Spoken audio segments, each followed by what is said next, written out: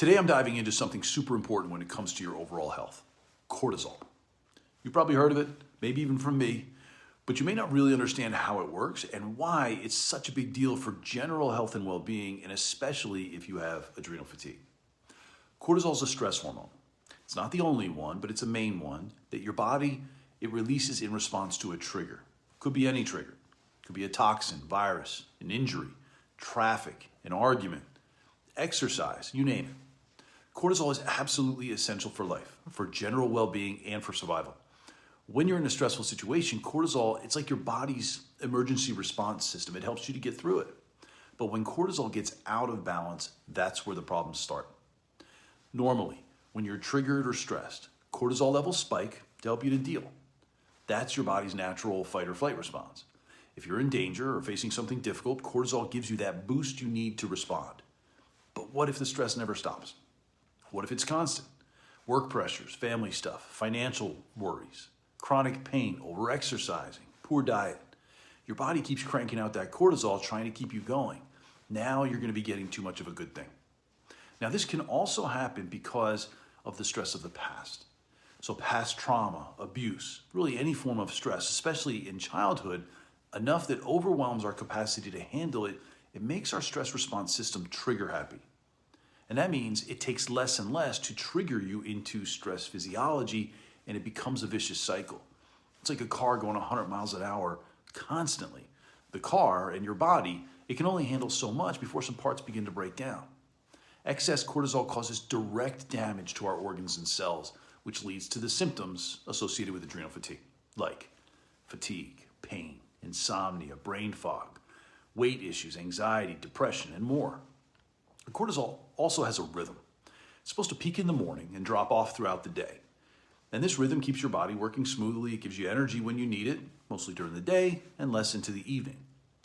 But with adrenal fatigue or with too much stress over time, that rhythm gets thrown off. You don't get that steady drop in cortisol. Instead, it can stay high or it can spike unpredictably. It can be low where it should be high and even high where it should be low. So you're wired but tired. And it's like being stuck in a cycle. You just can't escape. Now, by the way, if you're new here, don't forget to subscribe and turn on those notifications. I post daily insights on managing adrenal fatigue, healing your body, and controlling the impact of stress physiology. So stick around for more tips.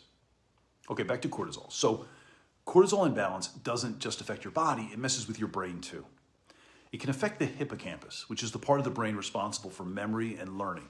And that's why so many of my patients with adrenal fatigue, they feel foggy or forgetful. It's like trying to think your way through a cloud. And I've been there, I know. The damage that cortisol causes in the brain, though, it's not just limited to memory or focus. It also leads to the symptoms of anxiety, irritability, or mood changes, even depression. It also sensitizes your nerves.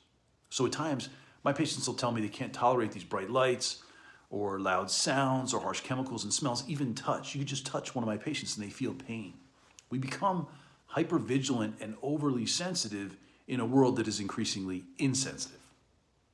More than that, cortisol imbalances also mess with a bunch of other organ systems in your body because it's the control knob that turns these organs on or off.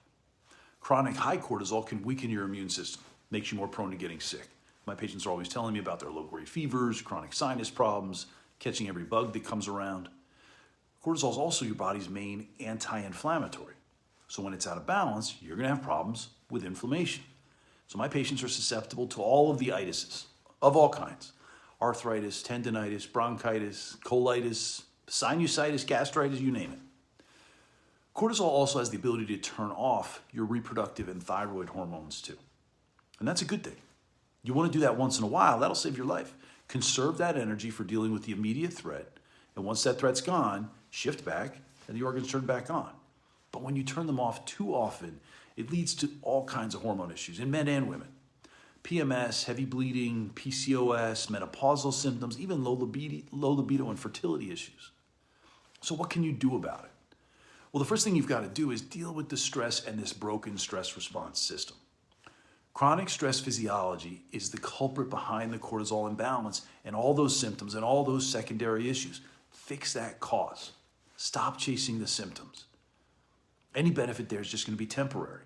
Stop chasing after the secondary issues too, because you're going to end up playing a game of whack-a-mole, chasing after every new problem that develops. focus your energy on fixing the why. Fix that broken stress response because it's controlling your entire physiology, for better or worse. Okay, so just one more time. If you're new here, make sure you subscribe and share. Turn on notifications. My team and I love comments. We'll do our best to answer every question that you might have. All right, so here's a few quick things that I can recommend that you want to start with. And these are a couple of pieces of your 500-piece puzzle for healing these cortisol issues, or adrenal fatigue. These are small but important steps, and they may sound simplistic, but they really are powerful. And it's when you put enough of these pieces of your puzzle all in place, all at the same time, that your body starts to shift, your symptoms decrease in intensity, frequency, and duration, and you can start to feel like your old self again.